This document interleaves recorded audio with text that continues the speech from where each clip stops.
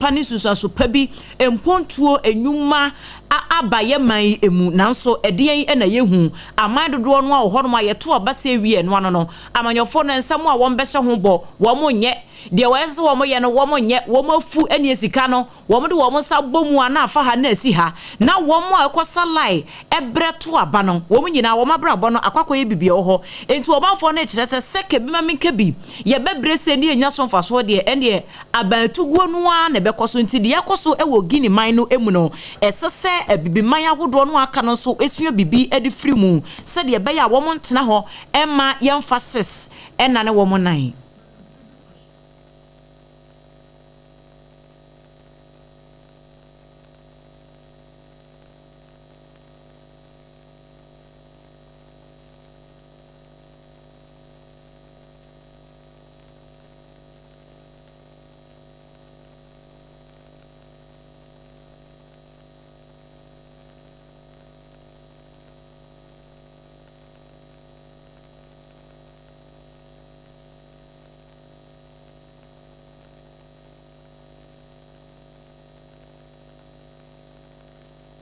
Eni ya yikoti esesi eye Professor Kwesi Enin oye security expert. Afeya ko apomde mu ensemu na health insurance aye adia yerakofo na penso de ba ye se eba bebo yi papa patichiro ne se obi akwa yarosabia na sabio ne sike kita no anyade a eso ewo kwan bi aso na efiri yerakofo penso be pem ne no aye adwuma sane ye sene fata na so ne sakra ya bem kakra woko ayarosabia hodo ye wo mamu tichiro ni aban ayarosabia no a wo be kwa akoduro no yes health insurance no enya adwuma esansa network ne ho nneoma kyesensensam se bebrebe na won mabubu ade akyerewo na eno aka ho bi ama bi mu nam kwati kwan so agi sika bi a aya na no odin pa wukita health insurance de na so de be kwa ne yes already health insurance nkova agi so wutua sika health insurance ne kura nya adwuma akyere wutua sika enti sika na wo betua no bewie che na wo keka kwa be de wo ho anam so ama panyi kwantwofo a National Health Insurance Authority watano Dr. Victor Asare Bampod nano atum etrose ehabjane se enei yede health insurance aba na so nipa binum adwenbone esabio ewo wo wan mutirimu nti wokwa yaresabia na opeso afa kwati kwaso na wagye sika botene ade firi wonsem wose ano ne wo haw kese pa ye ne asoye no fm a wo modo mu nan eba besi fom na aka wo bi amenei wode atodwa a kire mu se wo modo mu nan ene won mani nyina eba be nante no mahwefom ahwa yaresabia wodo ya wo mudi se adwuma na ene wuni a wo mo beche wo no anya dia obefa ho edi totoroto. I have a 3-point vision, and 1 point is looking at patients having a beautiful experience when they go to hospitals. In many hospitals, that is not happening now because they are asked to pay out.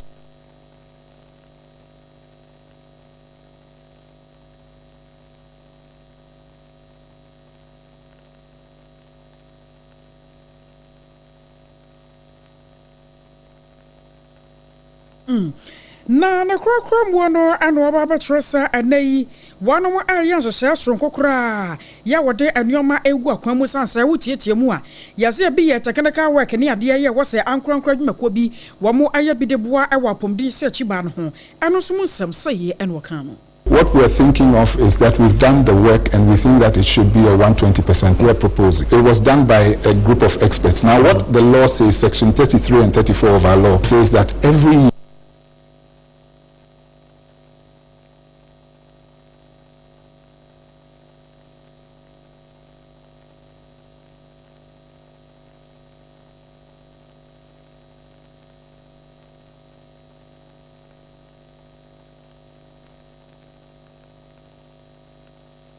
I was on a turn care National Health Insurance Authority penny control for ya watano Dr. Victor Asare Bampo. Ene owie no wa mana no anso ho ene wo san to aso eche NHI no sesei Ghana for dodo na de wo ho hyem se wo nsuro tro no wo kenkan ne nsa maako kura ene sa afi nko na wieye yenwura December mu a yenkodi bro nyamra no na nipa be se wo pepema duo no baako de wo mo de wo ho ahyem se sie be se wo pepema duo no na wo mo ho ewo mu na wo be che se health insurance no Ghana ni bia ebehia se wo benya bie esansa wo card na eye adwuma edi adanse se tie bia wo betimi akwa akwaje apobuden breko a ho ebedodo wo ebi nso kura timi fa ne card no wakoba akomienu akomiensa enti anu di adanse sa afimu ni nyina se watimi register na onema nyina deda na akwamu a emfa ho ne yade ebeto wo no wobetimi akwaje apomuden papa anya nura pi so anya ayaresa wo ho beto na wasoma omanye som papa that we've had challenges and we want to put those challenges behind us. Where we want to get to is that the card will be so attractive that all the health providers in this country would want to use.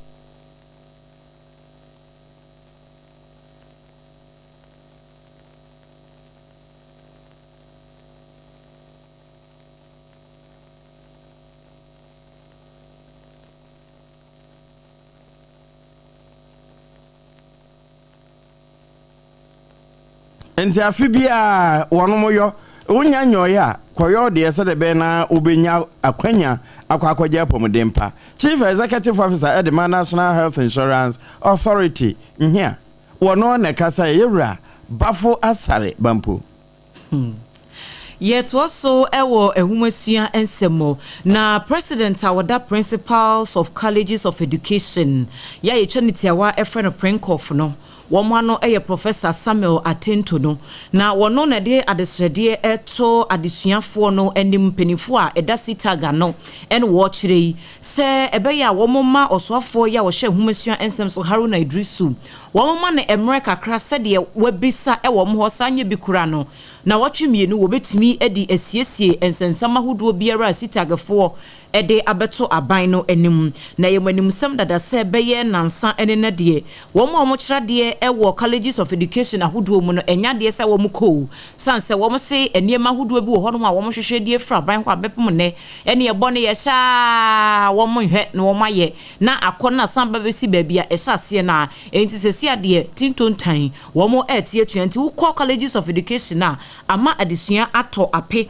ewo empotem ho na Professor Samuel Atinto no ne nsentwofo etwetwe nkomo no wose adaworoma de osoafo na kana womo entiase sa na womo ma ne mbrese sa bre ne so na ebo na womo ahye ne womo ntimi ani so ene ginaye bia wombesi adi afri ho no ne kwaso a eno no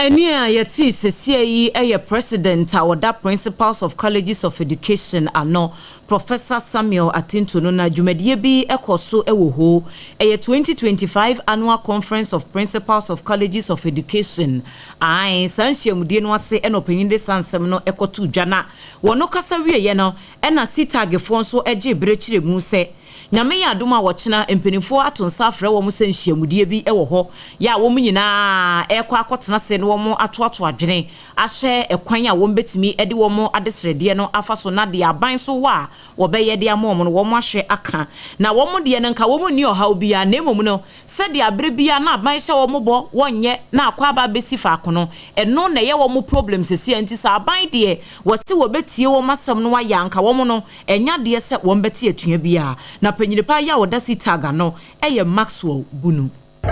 We actually were happy with his intervention. However, the challenge for now is the trust issue, in the sense that in the past it has been promises upon promises that are failed that we have gotten to this.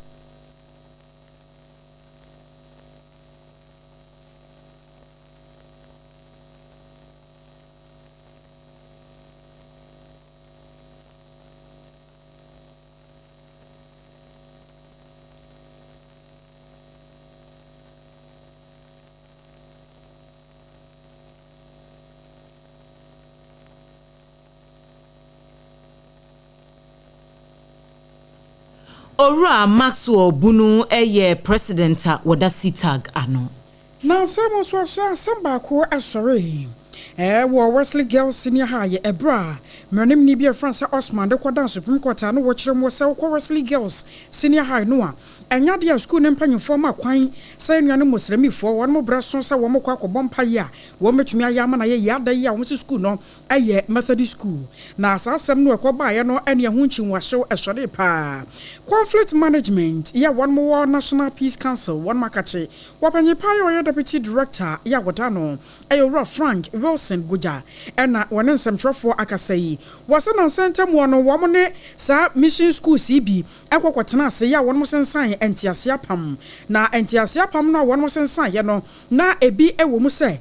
ne be ya asomdwe mapa be ya adwuma nti no se kwoba no se ye makwan kura po so obi emfa no somra na obi amesom no som ne de akaka ho no kura no a enya dia school ntade se ne yesi be sha no no ni abasa sa de se bia me yenkremoni nti me ba no magu ve o chenchena atwan anaso obi so se o me som nananom entiana me ba na bodua na gita mensam no ma sha comfortare na medenam wo mo sa no ma no de enya de a wo mo bagia tum sanse school bia ne mra entu ko school mu a e wo sa samra no odi adwuma. Mission-based schools could make available space of worship in toleration of diverse religious beliefs, hence encouraging an environment of religious tolerance, values which do not conflict with teaching and learning. This does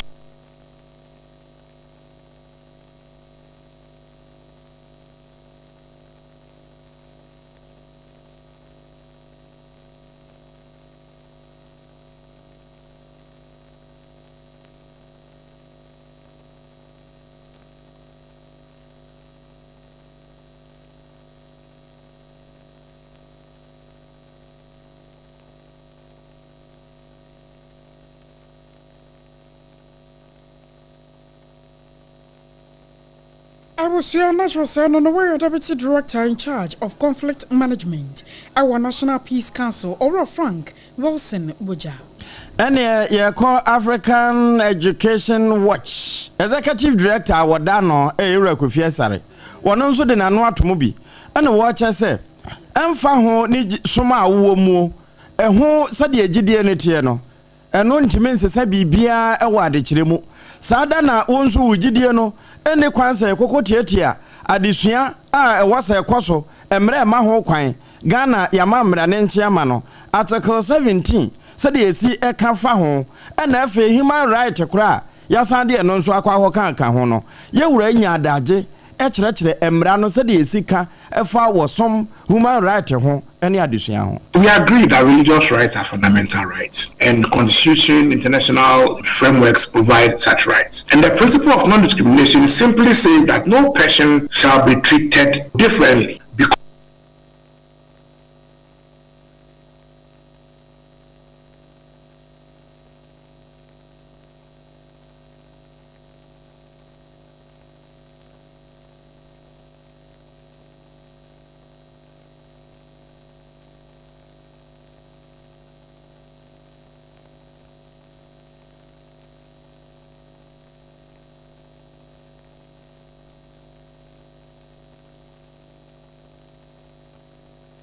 Penny da Africa Education Watch ano say executive director Yero Kofiasare ene ba emremu gidiemu ene nipa fa ahodiemu a wode akọ school yi.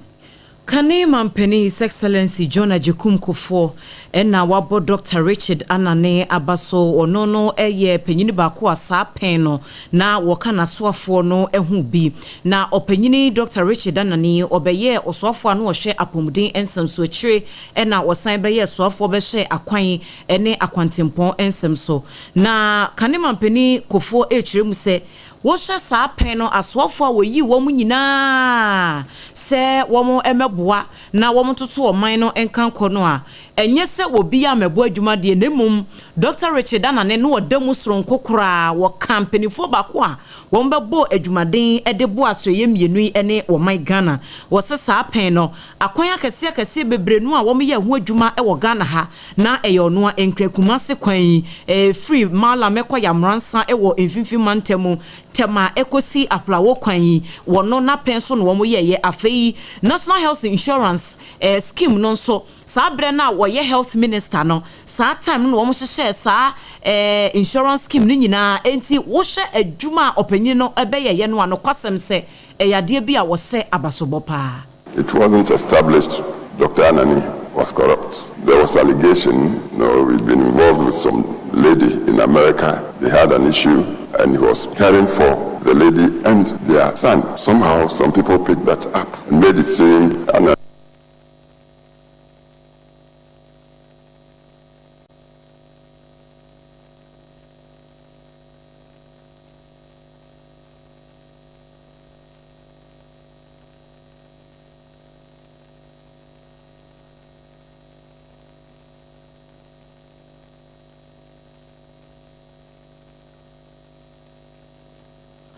eno no wachire mu no enti obia wade ketase hye ho sensem bi eba be fofore opanyi se de mre bi atwam no so no kora wote sa allegations no na ne ho adwiri ne pa no ne nam so ma sa pen no Dr. Richard Anane edi n'adwuma eto ho a wo resign enti no kane mampani John Ajekunkwofo ena yete se wo chire nsemu Ampanyefo ye won mo hwe mu nsakara won sam so wo ma Ghana mu ana ebo amaniye yi na won mo ebo kokode a chro Ghana fo nyina sa nayi wo bibia no waye ne ntam san se ensuo ane mu agrada ebedwudwa no ano eden wose mantam bi ti sankran afei finfin mantam mu ana asante mantam mu wose eyade a ensuo beto na wo ensuo rifiri won mu a agrada no ne yesa tie nie enti wonam no wanye ahweyie na wantoto no mayi a enwuma betumi afowase ama no wayeje na won mama ne ba omode ba ye no won mo kire say Accra Kasua Kumase Obuase Takwa Cape Coast Takrade Azim ana afese hwebekwaye wonum ne meye wodo ayesu se ensu kase betumi ato enedetua yi na afeso kura mpo no emu agrada enso adoso aka ho bi ama won mo kire mu se fiti donku ya so de kro no awia so beyi ni tipa na se awia no kura no ana di nsuo ne namwo enti aya no ya hweyie na ye de ama ye ho wo manfo ye wo ativido mantemu de wo mo so wo mo de no awia mu beye kusu na asa de egbo asi no won so den hunu wani mu yie wonam a na se ewiem aye kusu saa wani mu hunu de wo ba wo hunu de wo kɔ enti ano so aya yensa ne nso na yenhwɛ ani hu dwuma won ma fa saa kwanya no so de futu amomafo nyina se wo mo besere se efiti na akɔpem se ebedi bro nya no de anya de yensuo kakraka ba akɔbɛtɔ amamu agrada adwudwa sane yebeya bro nya mframa na bɛhyɛ ase ayi ne tie enti aya yenya hwɛ yie ne yɛkɔ ba bi nso a yɛmra ntam na wɔkyena bi no atorancham kase ama ameto me ene na ye to ansam no so na enwuma hwem ne yewura na no mra sabadwafo kɔ asetena no na wo mode ba beto so abeche se ahotetam wo mo to bi de ama yesuafo na wo mo asi wonyi nta so no se de beye na abribia wo bu ne nsam pa bibi nti wo meka dem wo betumi akɔgye entete e wa adusua dem mu na ewie yi a wo mo bubu sre ne abasa sikadodo a wo mo de akɔfa sa na ema yaba na wo mo kyerɛ so 292 million Ghana cedis tro na fato eno no wo mo de akɔfa 6.6 million sanitary pass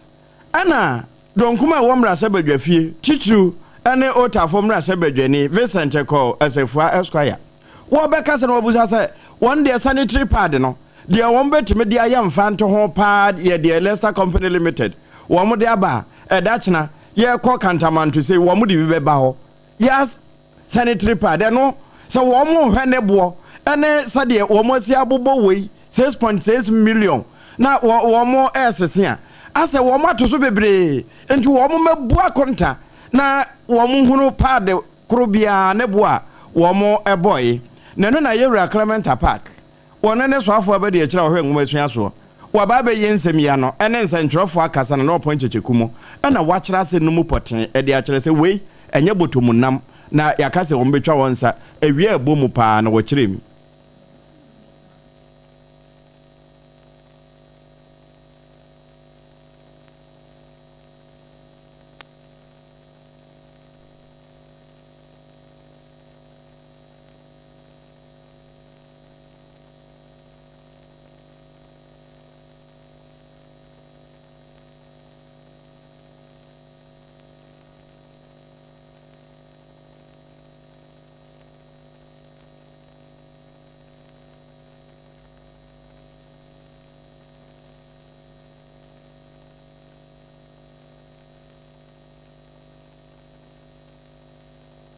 Ghana ngomasua soafo abede akire yewra Clementa Park ene kasa yeyi ni nyina ya sanitary pad a wo moto de ama yenuamomma na wono mosi wonyi nta so a wobu wansa bra wono mo sukuu mu no ya donkuma ne se bo a wo mo de atoso no esododo nti wo mo machirem na wachire mu yi Yewra amanyosemu kakra na emabunu no ye wo NPP amanyokuo no mu ewo kwandai abato empeso asomenti fidu mantemu asem ene yekan wo mo se court gina ya wo mu esi yese wo mo san konkoto aba enyimra sebedwani foforo no wo mo gitumu a enyeye ne wo mo kanyina ene se police stations asem no kora court no yese police stations be 251 ya wo mo koto abai emu aduanan baako pe 41 ena eniema nheda nkoyi wo ho enti se court besi gina yese wo mo enya reranto mma wo ne aka nyina ne ho no de yade bi a court no gina ye no antwa ye kura anya bi kura wo mo ka se parliamentary results free 2024 elections ni mu baaye no ankasa 41 polling stations no wo mo koto aba no wo ho nko ende enko mbeti ase ne mo si anya reran wo ba bi ade wo mo hunu se ase court no ene wo mo anini ye kura wabra wo mo de wo mo nsem eto nsentwofo anim no NPP amanyoko no constituency youth organizer Joseph Ladri ena wogina mu ekasai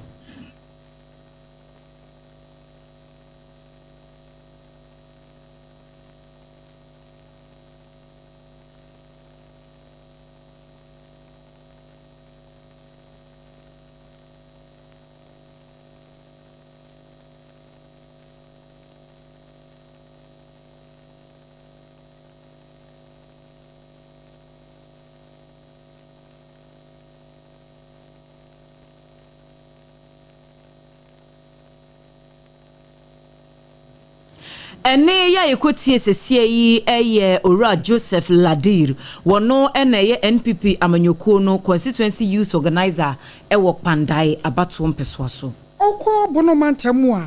Ghana Revenue Authority panyipa ya wadano ayora Festus Kwansa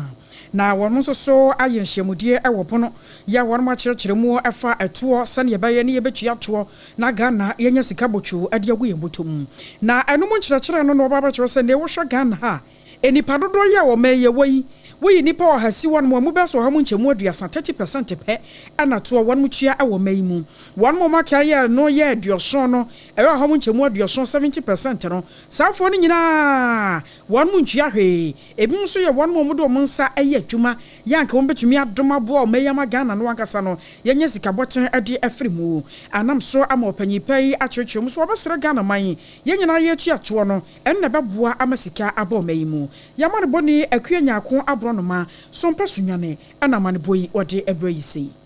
informal sector business people are communities they say artisans, they say hairdressers, they say carpenters, they say barbers and small businesses or small shops they say edo biaba on board and I am person biaba complain say sending a thousand into basically that's the target or more outside the tax bracket so edo biaba contributing I was your way a Bono Regional Director of the Ghana Revenue Authority or Festus Kwansa. I was here, Kasa ye kasa nyina no ye ne emuda ho ni nyina ye se ye di nsu papa na ahohore ye nim eno se hunti na me kanfo de ama se awie se wo penso bia boagobo bra wadidi awie anempo afa na abedidi wo de ye wo nsu anom ne dada ene se de ya na kasa ne te ne sa na me kanfo ma na mom time bi entine yete hei time heba mixture ene ne capsules malaria do tatahwe minimba bi awo ne yade e hyehye wo ho time aduro Dr. Tafri jade no eno ene papa e wo so nom etoda ya ka kire se di kan hunu se malaria wo so ansa wanom ne mom time ne de honam ya waduro no eno akoro ya wo no mato a wontimi ne di no ya aduro betima mo wo no mato so banche de wo no mu a obete ne sada bekọ afe wawie no uhia so boy immune system na ho ban na enkomo na timi akon atia nyarewa ahodo ebeba nyina time hh ba mixture no da chena ye no wo mo na ekọ kantamantri enti time ne TIME ba bi eto nro bia anso ahyeta ye bi wo ho a wonsa ebeka na mmom time aduro no yankọ provision store nkobusa se me pebi na me de akofra madua ne se de be na mema betumi edi ne yie ende ye de onga ne fra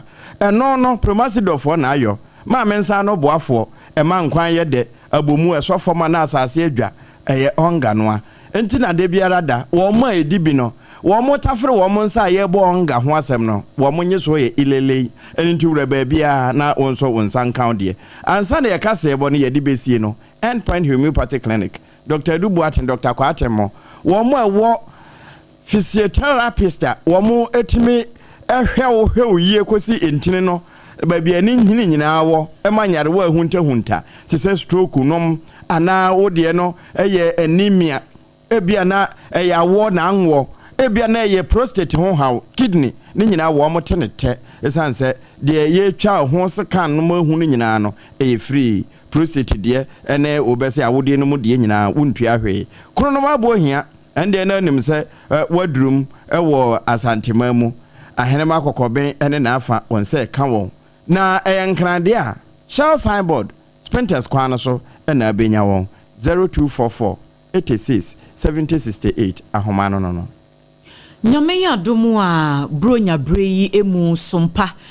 so hu say branches ahodro no nyina 93.1 okuma se sompa takwa sompa tichiman sompa nkranza sompa sunyan ena fe sompa enkran ye de eye sompa chade adwumadie no eba wakwan mu na we no eye say ye yenhye na bronya ye nya wonko na abewe nkokọ no enye wonko na abedie mu no kakra bi a wonso obenya no na ode ababekan ne ye nso yenya ewo ha no ne abobọ ne nyina no na bronya mu yama ekunafo ewisia ne nyanka wo mu nyina so atide no ebisan se wudie no wanya bi obi nso a wono so nya bi kura no obeye ne den enti yamo aboa ye ho nya wo bia se ye samena se ye mo se ye anwanta ade mpaboa entoma ade bia yetumi ede che emane ye odie package ne kama na fabre ewo yatena ekese mu han se bronya bre no eso a ye beboaboa ne nyina ano ne adane akire ede amakunafo no na ebia wonso wo moa no ne wobetimi ede atoso ede ama ye se mobile money anase bebia wo na wachire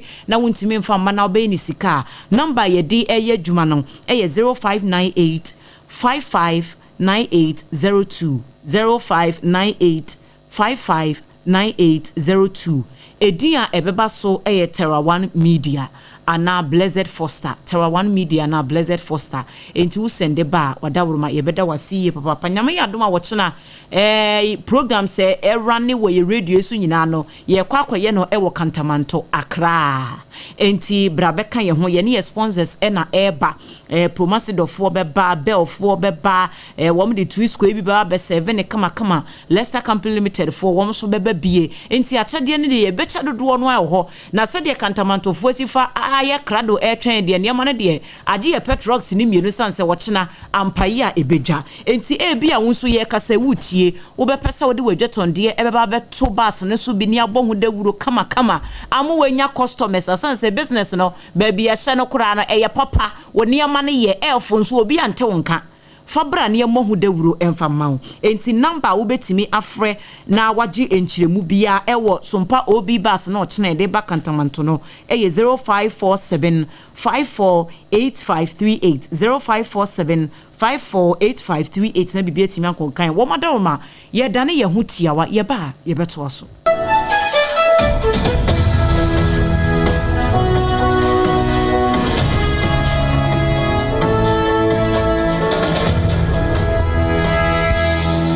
to me chenya oba eni peche mu ana dio bedachi nanso ubitimi abwana manenya pomodin free ni mofrase Yamvita ye de milk papabi ni nutrivi aye ye nkwada ediane a eye de na ahodi a ewo mu no bo mofra pomodin anio impeni fo swini chopa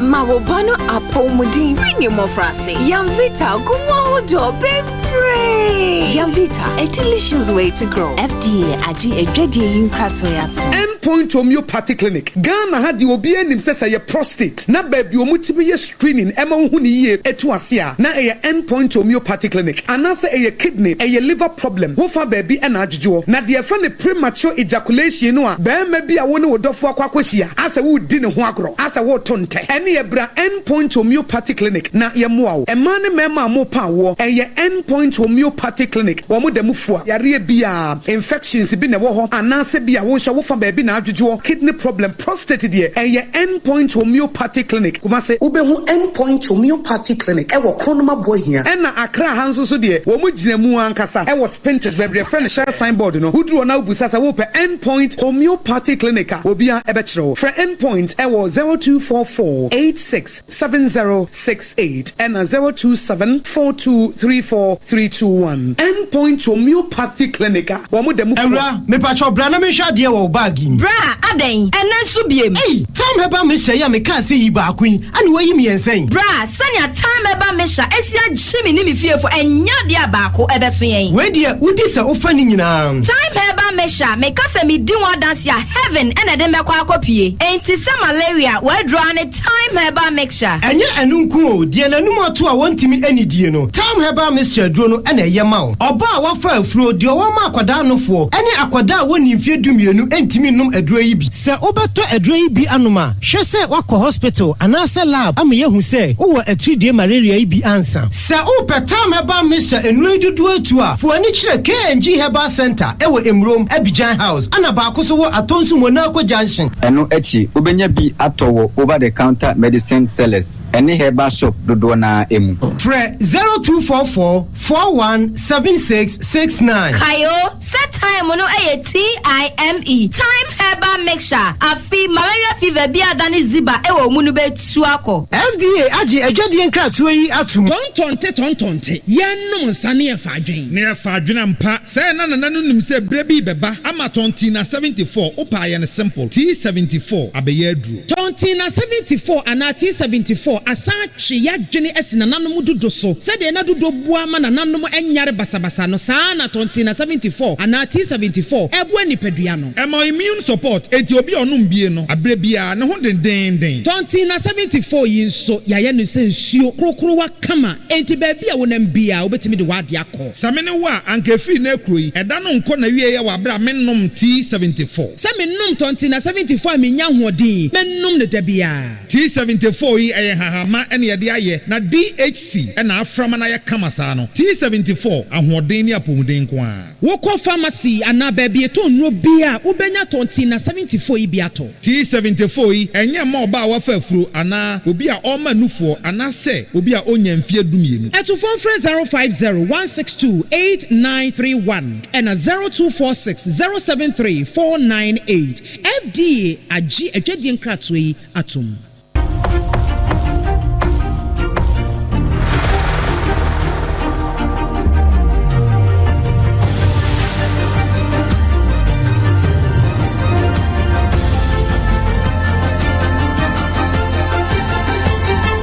SOMPA TV Emma Akatuapa. Enokre Emma Akatuapa pampa busuama yenko wie kase no bra. Ye ko Hong Kong mamu. Eja bi ato ewo Hong Kong abrosa tenten bia. Eto aso be se nwotwede eto so nson no mu ho. Ama meka sei nipa be se adonum num de wono mu nyina timkaja wo moti nananam wonse do. Afempempema nkoma nso na wo madana atukotenafo. Na saa jaya eto yi no wan fak ho ene toy eno nso eye fitentena wo masia nipa mako empem nan ene akire ena wo mote sa fienum se wo hwebra wo mo kenkan nipa no a ena wo sa fienum ya sese eja no toy no Taipo district ene wo enam so ama sanka ya Ghana hanka beka se DC ya wo mpotem ho Taipo ho John Lee na cha se wonen santrofo ka so no wo cha se sa wan foko ho no ya abrosa tintia nipa be se empem nan ni akire ene wom nanso ni nyina achi no sa bre nipa be se wo ha ne akire de ye hu se wo mo wo he ana wo mo wo hene enam saa so ama aban no nani abre se watwa Hong Kong for wo mo dollars yi no